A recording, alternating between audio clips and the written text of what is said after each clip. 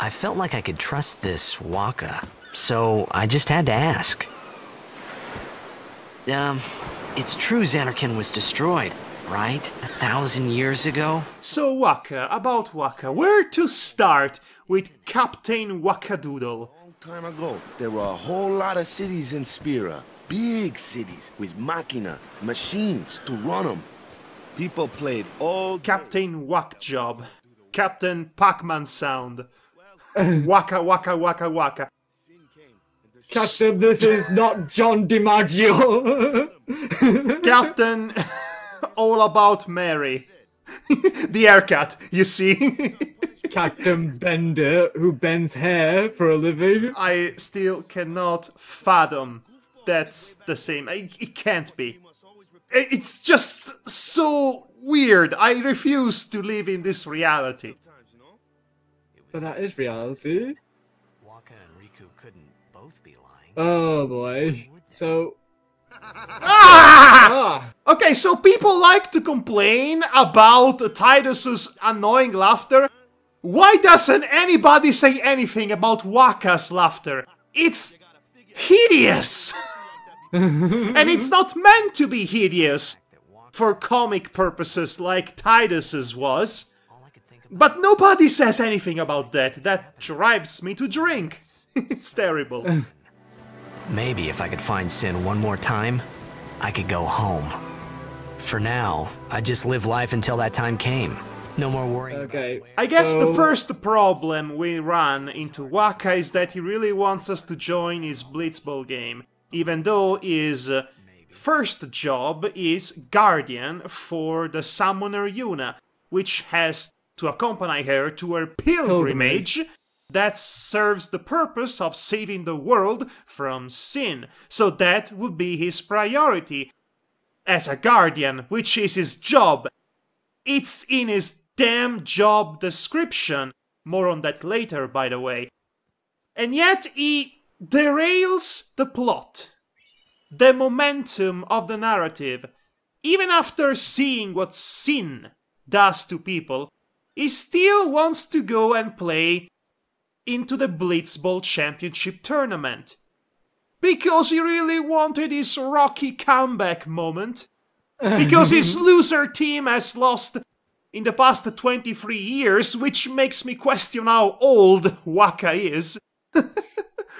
Unless I'm missing something, which could be actually very possible, considering that this game has the tendency of jumping around when it comes to its plot points. It's like, you know, we went from a serious fantasy disaster movie into a underdog sports team movie. Yes, the two different genres don't mesh together. And the excuse he gave us as to actually derail said plot for playing a game is extremely flimsy and unacceptable. He says basically that Blitzball is the only form of entertainment in Spira, which is so sad. So extremely sad. I can poke holes in that argument because it still doesn't mean that he has to play a game. The tournament, the championship of Blitzball, will happen whether he participates or not. So basically him having one last hurrah with his team, in spite of the urgency of the aforementioned pilgrimage, is extremely egotistical. He comes off as an extremely egotistical character.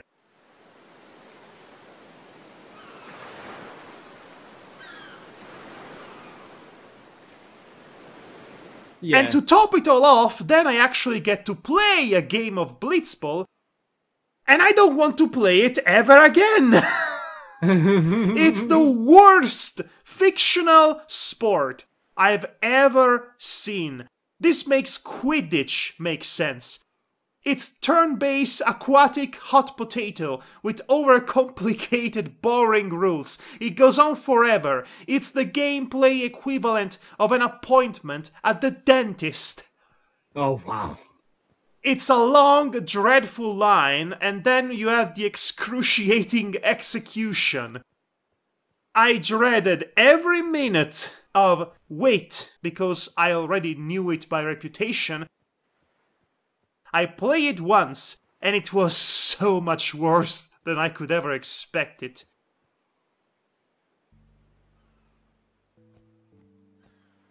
Hey, it's this way. In fact, let me tell you a story about Blitzball.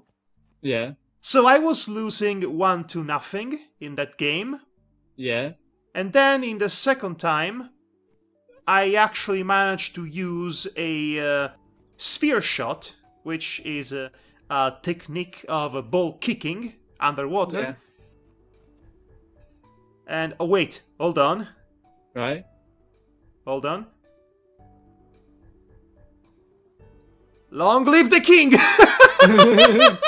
He just smacked his ass into the water. Wakka, you're a bastard, by the way. I just wanted I to know. know that. I thought that too when he did that. We just met. We are not there yet with our relationship. We're not bros yet, man.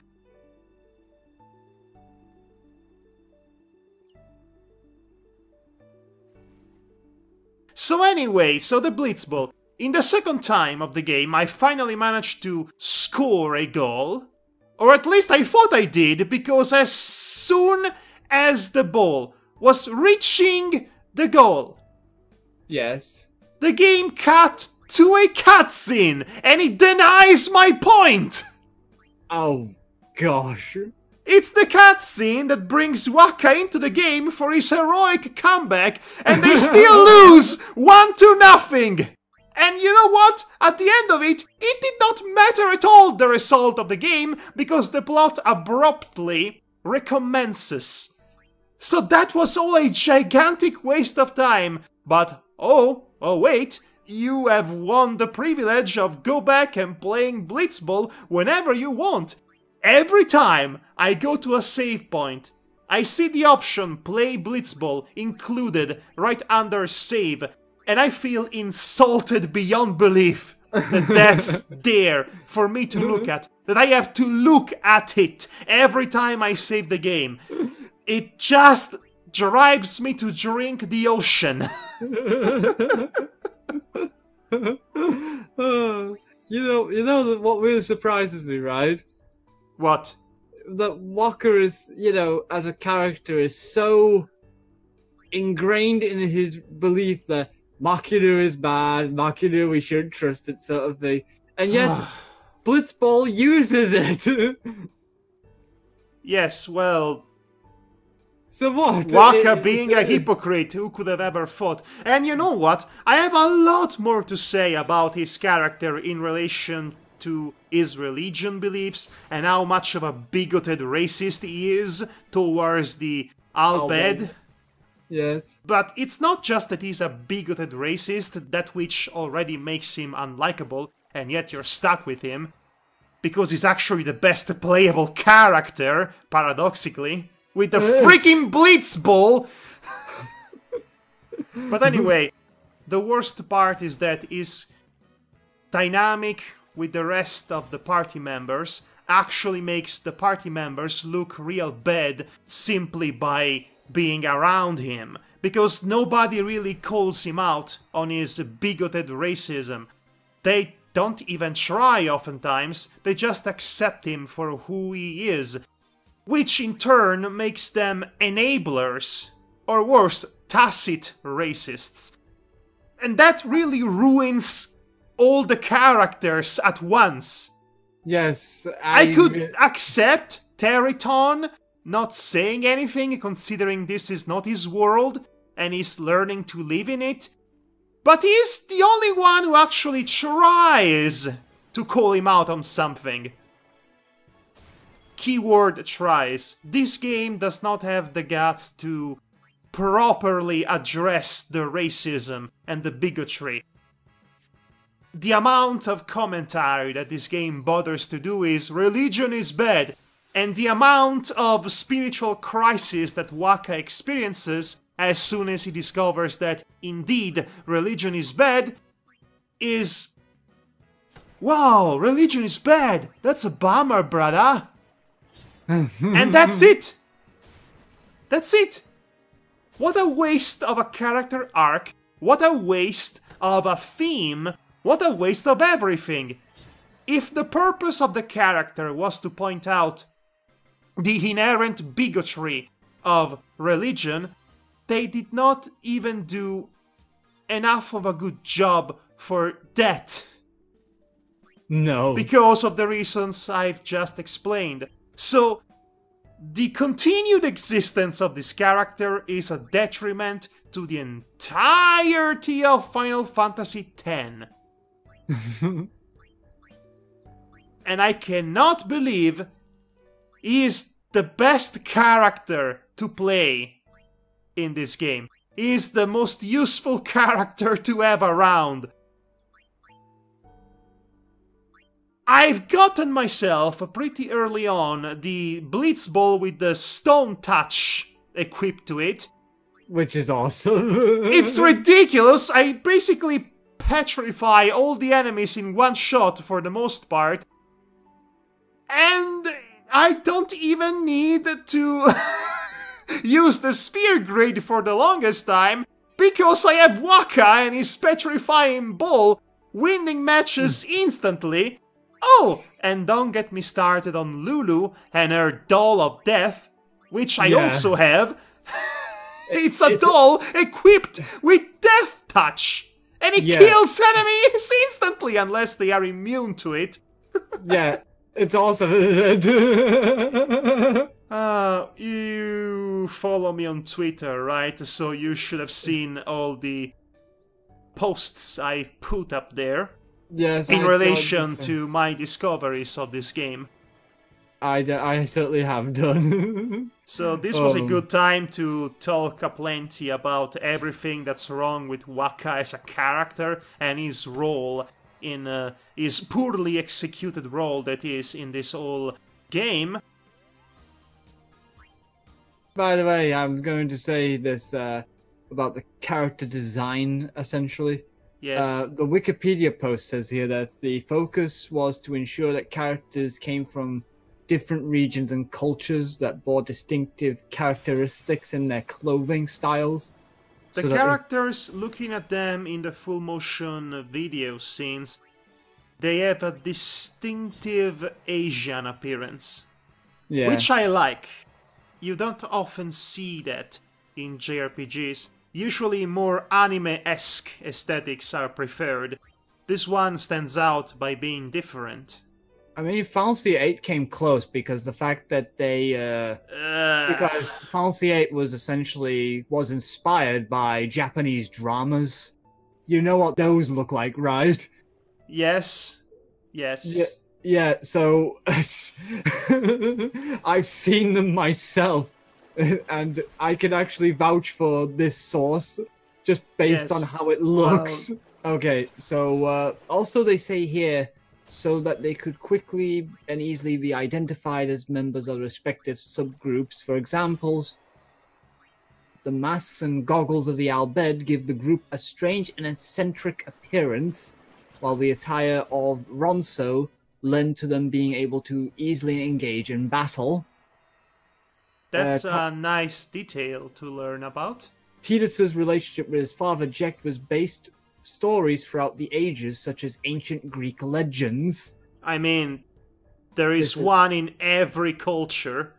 You know, a hero with daddy issues, that is. Yeah. Look at this. The calming waters. Oh god! Suddenly, glass breaks! Attacked by fish out of nowhere! The transition to battle, or lack thereof really, gave me a bit of whiplash the first time around, because here I am, swimming in the water, not a care in the world, and then BAM! Glass breaks! Suddenly fighting! It's a tonal whiplash. I think it pretty much represents this game. Especially with the music that's very calming and, you know, so lovely. You can just put your feet up and suddenly, battle! Yes. As you can see, I'm exploring the area, looking for treasure. And suddenly find. Yes, weirdly enough, I did not find any Mimic in this game. You know, I would have thought having Mimic in your RPG, you have to have one by law. To be honest, I thought there was one, but maybe I'm remembering wrong. So anyway, I've already complimented the battle system. No more active battle system, yada yada yada, that's an old argument by now, but there is a lot more to say about it. I will wait to say more about it once we have more characters to play. Yes. Anyway, I would like to say one thing. Terryton has a chance to interact with 3 of the female characters, Yuna, Riku, and Lulu. And basically, based on your decisions and the other things you do, you can have special scenes with these characters. When does that happen? There are a couple of points. One of them being the snow, riding through on that snowmobile. Yes, that's something that happened. Yeah, so basically you have a chance to Yuna, Riku, or Lulu ride on the back with you.